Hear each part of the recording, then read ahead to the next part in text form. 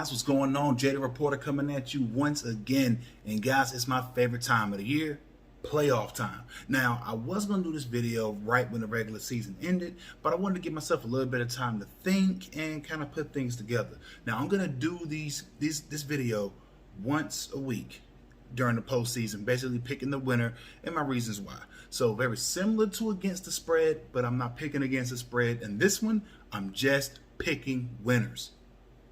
Now, there's no order to the games. I just wrote them down, looked at them, did my research on them, and just picked a winner. So I'm not doing it in order of when they're kicking off, just as far as who I think is going to win the matchups. So first matchup I really gave a lot of thought to was Washington-Tampa Bay. Now, if there was any game on this entire docket that I would say has a serious chance for an upset, would be this game. And the reason for that is Washington is the one team this postseason that you can honestly look past because their offense doesn't have the firepower. The defense is really good, at least the front seven is. Especially that front four, that pass rush is serious. And that's really the reason I give them a chance in this one, is because when Tom Brady is facing blitz or any type of pressure at all, his QBR tanks. I mean, it's downright disgusting, his QBR, when he faces pressure. And Washington can get pressure. So that's the only reason I really give him a shot in this one. Now, if Tampa gets out and decides to run the football down their throats and they do it with some success with Ronald Jones, then yeah, I'll give them a shot to do that. But if they want to drop back and pass the entire game and you let those defensive ends pin their ears back and just go, then yeah, you're going to be in for a little bit of a closer contest than you might have wanted to be. Now, I still got Tampa winning it, but like I said, if there's any chance of an upset, it'll be there. I just think Tampa's offense has way too much to offer and way too much to really bring to the table. They're bringing a lot to the table, and I don't think they're really set up to have much of a problem winning this game. Next matchup I put some thought into was the Pittsburgh Steelers versus the Cleveland Browns, and I got Pittsburgh winning this one, and it's mainly because of what I saw last week with Mason Rudolph and that group of guys. Also, the defense for the Steelers looked really good while missing pieces. I think one of the guys who saw the most snaps outside of like Tuitt was Alex Highsmith, and I really like what I saw out of him. And the Steelers are getting a little healthier at linebacker, and I think that's going to make more of a difference in this matchup than how it went for the Steelers the last 4 weeks. So I think this game will kind of help Pittsburgh get back on track and at least roll themselves into what's possible a next week matchup with Buffalo. Next game I'm looking at here, Seattle, LA, and I'm going to go with Seattle. I don't really like either one of these two teams, honestly. Seattle has been playing a god-awful brand of football. I think they probably need to get back and just open it up a bit. They've really been struggling a lot with it, and when you're not playing up to your standard, it does wind up hurting you in the long run. So I do think that this team can put themselves in a better predicament to be able to come out, win ball games, and put themselves in places where they can actually make things happen against a struggling LA team that may or may not have their starting quarterback back. So, I mean, it's a strong chance that Jared Goff plays, but if he doesn't, then it leans hard to Seattle rather than just a slight tilt towards Seattle. Next matchup is a rematch of last year's, a playoff matchup from last year. Baltimore, Tennessee. Now, Tennessee did come in off a serious high, beating New England in that first round, and then coming right back in and beating the Baltimore Ravens the following week, and then giving Kansas City a bit of a run. So they came in this year a bit of a favorite. Now, they did have some stumbles during the regular season, i.e. getting the doors blown off of them in the earlier parts of ball games and making it a struggle to come back, and then leaning on a kicker that you can't really trust. So when you do things like that, it does make you hard. It does make it hard to be a pick for you. But what I can trust is a team that will turn around, run the ball, and now, unlike last year, I fully trust the Tennessee Titans passing game.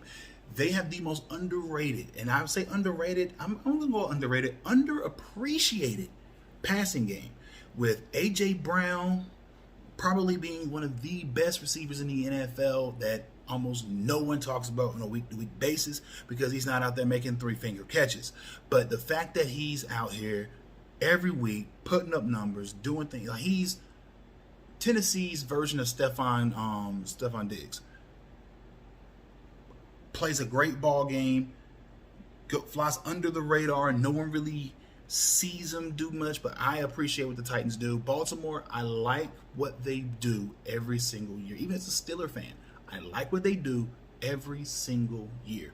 But what I can't seem to get is, how can you translate what you do in the regular season to good postseason play? Because they still don't have an offense that goes beyond the first or second read. Then he kind of bails on the play. So it's not like there's a lot going on. So I don't really trust it more than I really should. Now, next matchup, like I said, I'm taking Tennessee in this matchup, by the way. Next up, Chicago, New Orleans. And this is another one I had as a fringe upset because, like it or not, outside of last week's game against Green Bay, Chicago has looked really good the last few weeks, and New Orleans has only looked good about once or twice in the last 2 weeks. Last week, New Orleans looked really good. A couple weeks ago against Kansas City, they looked good. I'm not 100% sold that they're going to run away with this one, but they do get guys back. They actually have running backs that'll be able to play, so I like that. So I'm going to take New Orleans, but I wouldn't be shocked if New Orleans drops the ball here like they do every postseason. So we're going to see, well, at least for the last few years. So we're going to see how this goes. I like New Orleans. I'm going to take New Orleans, but I wouldn't be shocked if Chicago moves on. Last matchup that I'm going to talk about here is the one that I believe is the most uneventful because I don't believe in the Indianapolis Colts at all. I am sorry. The team I believe is probably going to go to the Super Bowl from the AFC would be the Buffalo Bills. And I know everyone is, riding high on the Chiefs, and for good reason, but the Chiefs are good, but not as consistent as you would like them to be given all the talent that they have. Like I said, they struggle with teams they should have just blown the doors off of, and I don't like looking at a team that struggles like that and then think they're going to just walk on because they have more wins in the win column.